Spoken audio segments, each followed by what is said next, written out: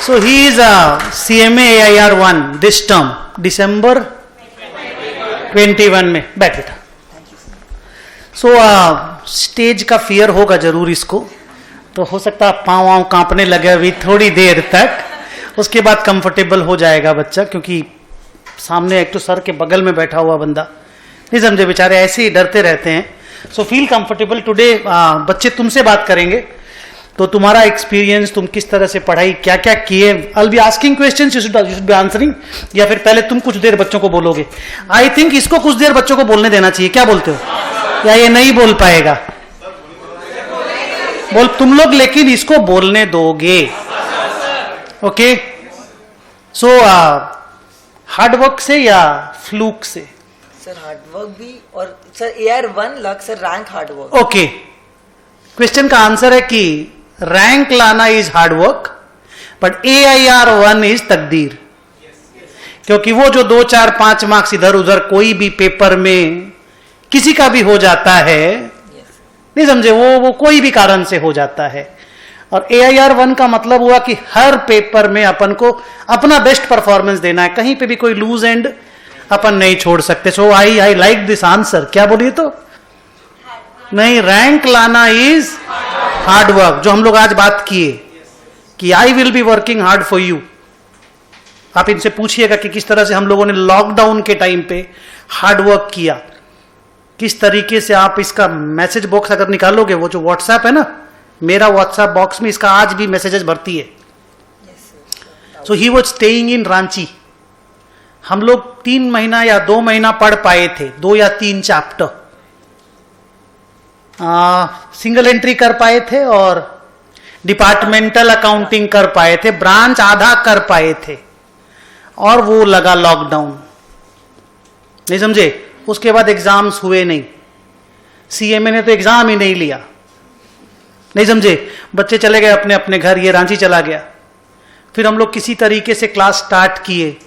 हम लोगों के पास भी फैसिलिटी नहीं था कि कैसे स्टार्ट करें, बच्चों तक कैसे पहुंचे. बच्चे अपने अपने गांव में, लॉकडाउन. आप समझ पा रहे हो मैं क्या बोलूं. तो वो जो YouTube में क्लास अपलोड करना, मेरे को ड्राइविंग करना आता नहीं, बहुत कमजोर ड्राइविंग में. हाँ, एक कमिश्नर है यहाँ के, डिप्टी कमिश्नर, उनका बच्चा पढ़ता था मेरी क्लास में. ठीक है. उनसे परमिशन लिए कि सर जाने दीजिए, क्लास रिकॉर्डिंग करना है, बच्चों को देना है, बच्चे पढ़ेंगे कैसे बेचारे. क्योंकि लॉकडाउन के टाइम पे तो लगातार 3-4 महीना का लॉकडाउन लग गया ना वो उस समय शुरू में. तो हम लोग 15-20 दिन के बाद फिर उनसे परमिशन लेके, ड्राइवर नहीं है, मैं ड्राइव करके लाया. मेरा एकदम पैदल हाथ, मतलब कुछ नहीं जानते ड्राइविंग में. और इतना तकलीफ उस दिन हुआ.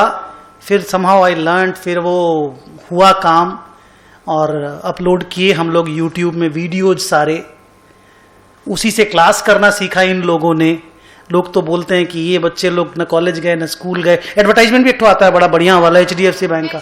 बट दे नो कि किस तरह से मेहनत इन लोगों को लगा होगा.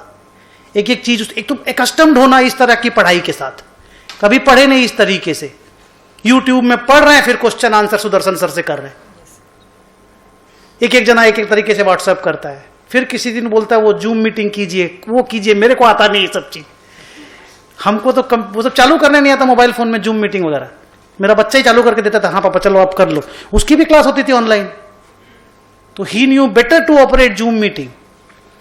अब मैं एकदम कमजोर हूं. अब अभी ये सब काम मेरे ऑफिस से लोग कर देते हैं, पर उस वक्त तो ऑफिस भी नहीं खुल रहा है ना.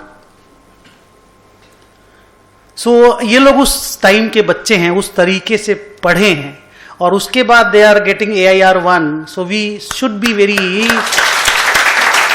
B appreciating. नो, हम लोग तो क्लास आ पा रहे हैं, ये लोग क्लास नहीं आ पाए थे. अभी भी चैट बॉक्स में, वो चैट बॉक्स बोलते ना, क्या बोलते हैं, व्हाट्सएप का वो जो. तो जब इसने मेरे को मैसेज किया सर AIR1 आया है, तो मैं देखा, मैं बोला कौन है तुम, जरा देख तो लूं, तेरा भी तो व्हाट्सएप होगा. क्योंकि एक चीज मैं आपको बता देता हूं, अगर कोई क्वेश्चन नहीं पूछ रहा है उसका रैंक नहीं आएगा. अगर कोई ये सोच के यहां से जा रहा है कि हमको सब कुछ समझ में आ गया, एग्जाम तक उसका अगर मेरे पास एक भी व्हाट्सएप नहीं आया, उसका रैंक नहीं आएगा. ये मान के चलिए। इसका मतलब ये नहीं तुम व्हाट्सएप कर लो तो रैंक आ जाएगा। हेलो, इसके लिए तो पढ़ना ही पड़ेगा, लेकिन क्वेश्चंस लगातार पूछिए। और आप हमको बताया, आप इतने दिन से मेरे पास 7 क्लास हो गया आज, आप कौन लेता, हम कंफर्टेबली बात करते हैं, कंफर्टेबली आप लोगों के क्वेश्चन का आंसर करते हैं। मैं हमेशा करूंगा, बोला तो पूरा वेला हूं मैं, मेरे पास टाइम ही टाइम है, काम ही नहीं है, कुछ कोई काम नहीं है, सच बता रहा हूं।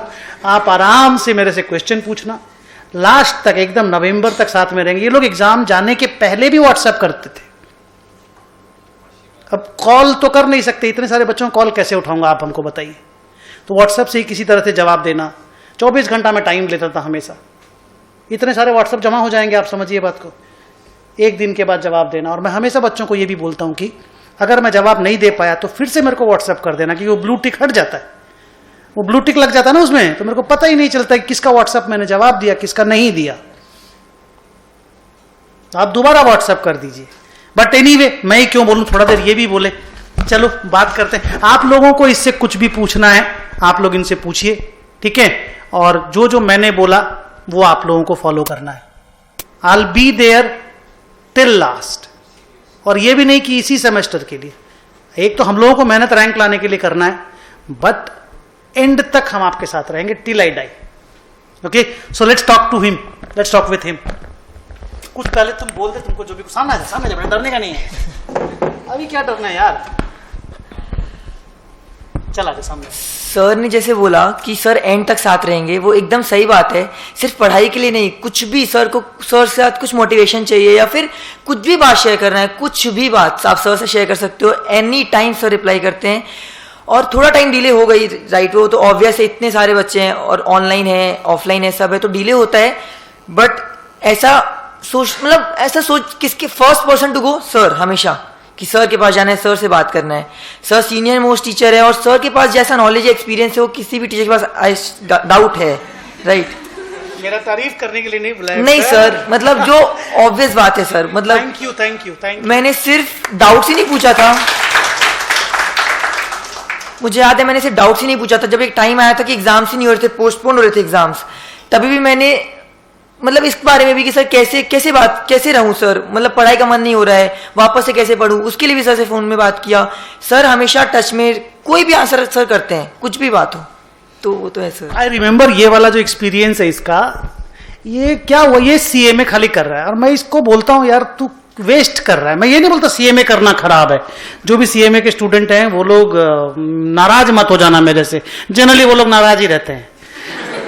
बट क्योंकि मैं सीए किया हुआ तो सीए पे मेरा फोकस थोड़ा ज्यादा रहता है।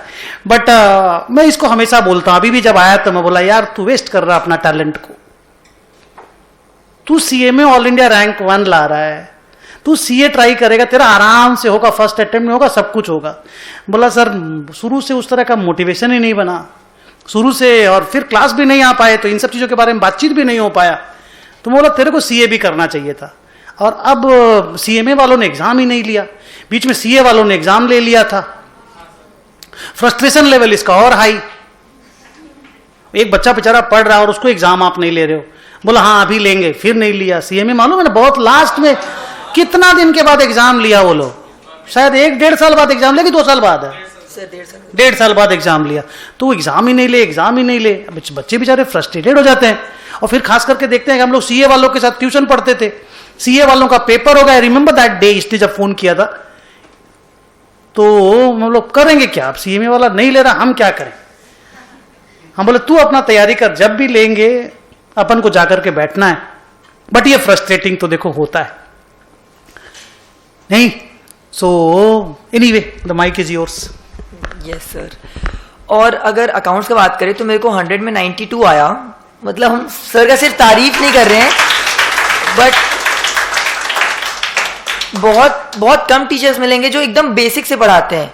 मतलब ऐसा आपको जरूरी नहीं कि 11-12 में बहुत स्ट्रांग होना चाहिए अकाउंट्स तभी सर का समझ में आएगा। सर एकदम इनिशियल स्टार्ट से पढ़ाएंगे, एक एक प्रोसेस की कैसे कैसे करना है। इनकम्प्लीट रिकॉर्ड्स का मुझे याद है सर प्रोसेस लिखवाते हैं, स्टेप वाइज 5 स्टेप मॉडल ऐसे करके लिखवाते हैं, एक एक स्टेप लिखवाते हैं। तो अपने जो बारे में बोल दे अब मेरा भाग प्लीज। अब तुम लोग को लगेगा मैं इसको सारा ट्यूटरिंग करके लाया हूं, मार मेरे बारे में जाके बोल, तारीफ करके फोड़ देना मेरा जा करके। भाई प्लीज, तू अपना मेहनत कैसे कैसे किया, कैसे कैसे पढ़ाई किया, क्या क्या कवरेज था तेरा। मैं क्वेश्चन पूछूं ये आंसर करेगा, बेटर रहेगा नहीं है ना? क्योंकि ये तो बोलेगा तो ये यहां पे बैठ गया, इसको लगता है कि बस अब यही बोलना है, सुदर्शन महिमा गाना है। एंड हमको एकदम बहुत शर्म आती जब कोई इस तरह से बोलना स्टार्ट करता है। I just feel awkward type, क्योंकि मैं जानता हूं मैं महान हूं। एनीवे,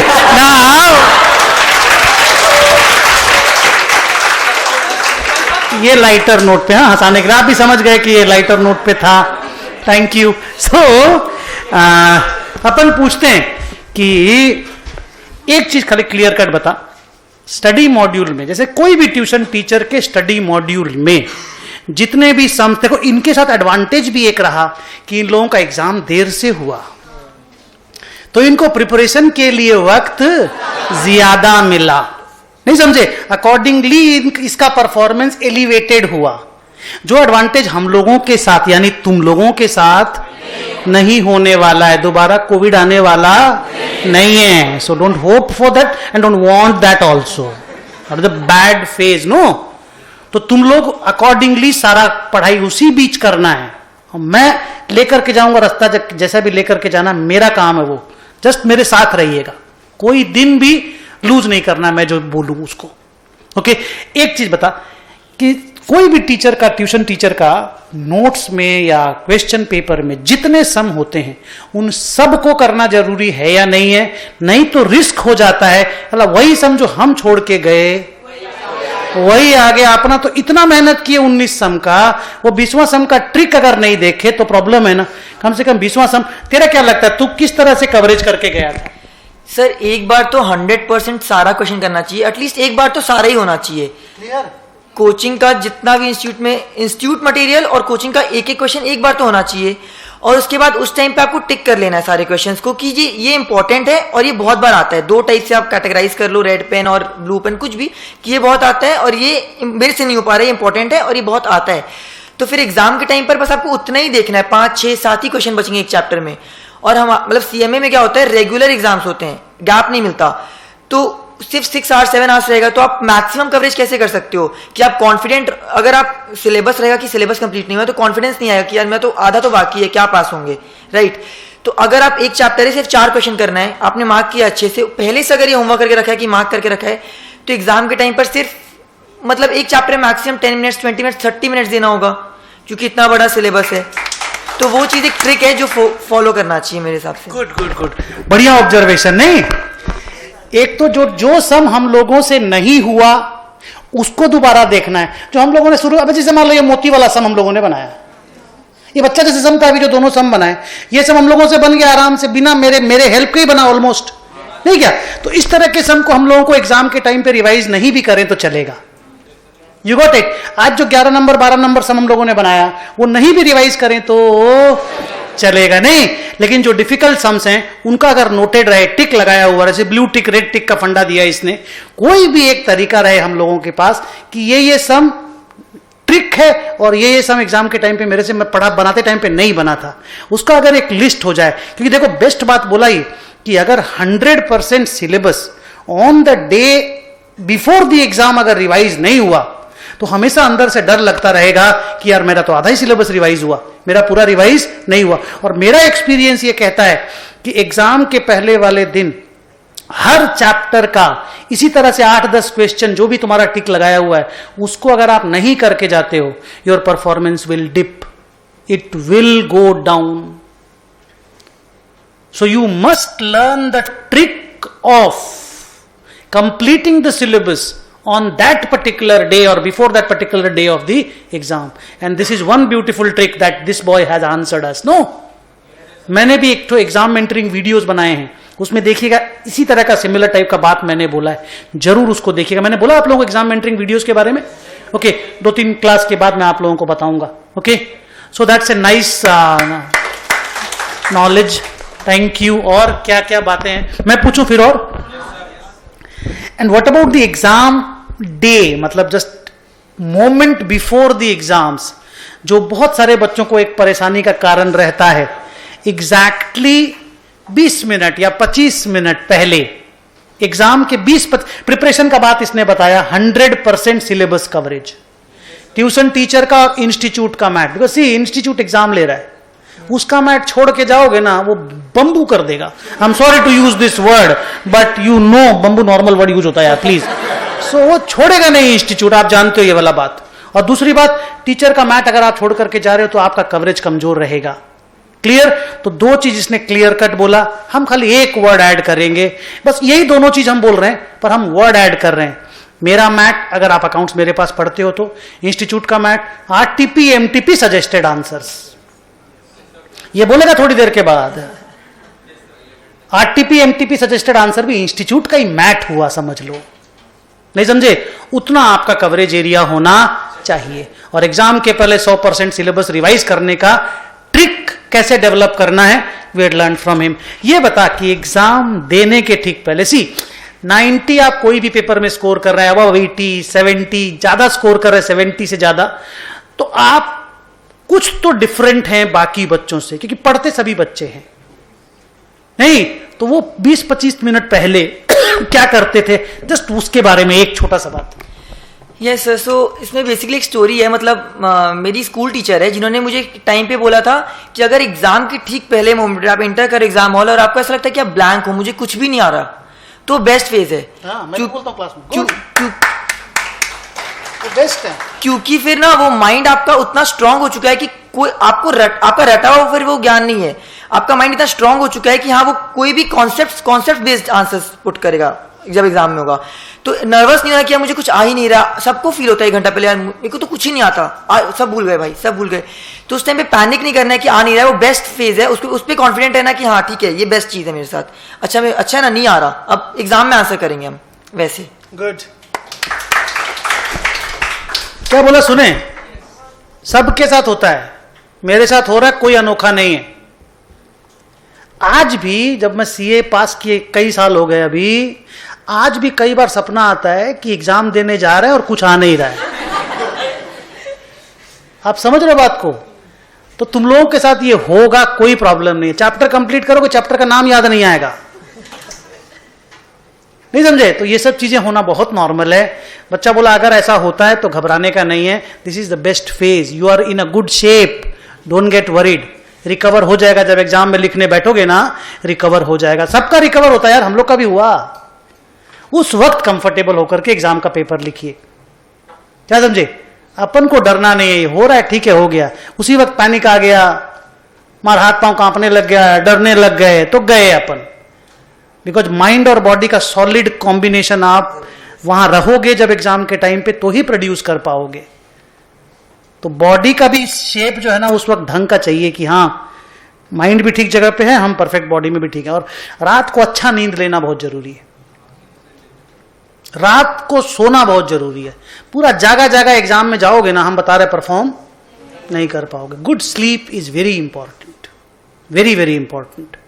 सो नाउ मेरा क्वेश्चन बोलना हो गया, आप लोगों को कुछ पूछना है, मैं थोड़ा हेल्प कर दूंगा। इसको बेचारा डर सकता है, माने क्वेश्चन पूछना है, समझ गए? पढ़ाई का क्वेश्चन नहीं, ओके? तब ढंग से बात करना, क्योंकि तुम रहेगा अभी 6 महीना मेरे पास। सो नाउ एक क्वेश्चन इस बच्चे का लेते हैं, बोल बेटा। गुड, सब बच्चों का सलब 90 EISSM, ऑडिट, लॉ, और इनके तो सीएमए में तो बहुत सारे पेपर्स इस तरह के हैं। अच्छा सीएमए में कम है, ओके तो तुम लोग ही परेशान हो गए, सीए वाले ही ज्यादा। सो एनीवे पूछते हैं, जो भी थ्योरी पेपर या थ्योरी का पोर्शन था, how he used to cover that? Sir theory के लिए मतलब मैं बेसिकली बोलूंगा कि लास्ट में नहीं करना है कि लास्ट ही तक रोक के रखे। अगर आप हर दिन जैसे आप नॉर्मल पढ़ रहे हो कि 3 घंटा 4 घंटा 5 घंटा पढ़ रहे हो ट्यूशन के साथ, तो कुछ टाइम थ्योरी के लिए जरूर निकालना है, या लॉ हो या फिर ऑडिट, EISM जो भी आपका EISM है, मेरा उस समय सिर्फ OM-SM है, जिसमें OM प्रैक्टिकल पार्ट है, SM थ्योरी पार्ट है। और जैसे उसने कहा कि सिलेबस कम है, वैसा नहीं है, मतलब सब्जेक्ट्स कम नहीं है, सब कुछ है, थोड़ा थोड़ा पोर्शन सबका है, राइट? तो मतलब कवरेज उतना ही बड़ा है। आप रेगुलर रहेंगे थ्योरी के साथ तो आप भूलेंगे नहीं कि ये मैंने पढ़ा था, भूल गया। अगर रेगुलर टच में रहेंगे कोई भी सब्जेक्ट के साथ, तो ईजी होता है बाद में रिवाइज करना। नेक्स्ट टाइम रिवीजन में टाइम कम लगेगा। तो इसलिए थ्योरी के साथ रेगुलर रहना बहुत जरूरी है। और मेरे को भी बहुत फियर था थ्योरी का, बहुत। हाँ जरूर जरूर, एक मिनट। हाँ, मैं पहले एक बात छोटी सी बोल दूं। अभी 8-10 दिन पहले की बात है, अपनी क्लास चालू हुई ना, उसके 8-10 उसी समय की बात है। एक बच्ची आई, बोली सर हमको 2 ट्यूशन नहीं लेना है, EIS SM और तुम थे ना बेटा, और ऑडिट का ना, कोई 2 ट्यूशन तुमको नहीं लेना था। एग्जैक्टली यही वाला बात मैंने बोला या नहीं बोला कि पहला दिन से पढ़ाई करो, रोज 1-1 घंटा, आधा घंटा उसको दो, तुमको 3 महीना में तेरा सिलेबस कंप्लीट हो जाएगा। 3-4 महीना लगेगा, तुम्हारा ऑडिट और ये सिस्टम खुद ही हो जाएगा। सारे बच्चे बेचारे पैनिक इसलिए करते हैं कि सबसे लास्ट में पढ़ेंगे, ट्यूशन भी लास्ट में लेंगे। आपको ट्यूशन नहीं लेना, आज ही डिसाइड कर लो लेना है कि नहीं लेना ट्यूशन उस चीज का, और पढ़ना आज से चालू कर दो। लास्ट डेट में रख के रखोगे ना तो स्ट्रेस होगा। फर्स्ट डेट से उसका पढ़ाई चालू कर दो, जिसको भी आप ट्यूशन लेना नहीं चाहते हो, जिस किसी सब्जेक्ट का, पढ़ाई उसका आज से चालू कर दीजिए। देखोगे 4 महीने में हो गया कंप्लीट। और थोड़ा थोड़ा लिखते जाइए उस तरह के पेपर्स में। एक क्वेश्चन आया मान लो, तो उसका 4 लाइन हम लोगों ने लिख लिया, 4 पॉइंट ही लिख लिया। कॉपी में लिखा हुआ चीज ना हमेशा ध्यान रहता है। जैसे मूवी देखा हुआ याद रहता है ना, वैसे इंफॉर्मेशन लिखा हुआ याद रहता है। क्यों बोलते हैं मोबाइल नंबर लिख लेते हैं? आप देखिए, लिखने के बाद ना दोबारा देखने की जरूरत नहीं पड़ती बहुत बार।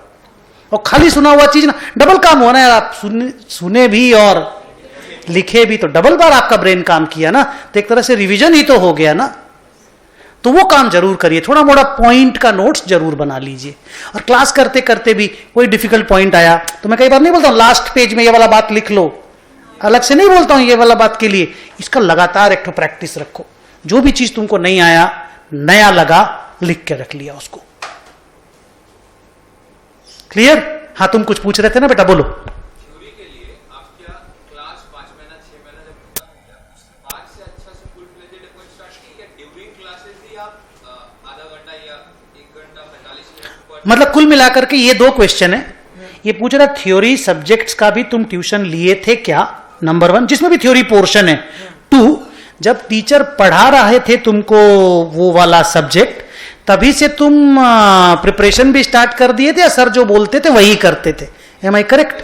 मतलब सिलेबस कंप्लीट करने के बाद ही तुमने अपना पढ़ाई स्टार्ट किया, रिवीजन, या उसके साथ साथ ही तुम करते जाते थे?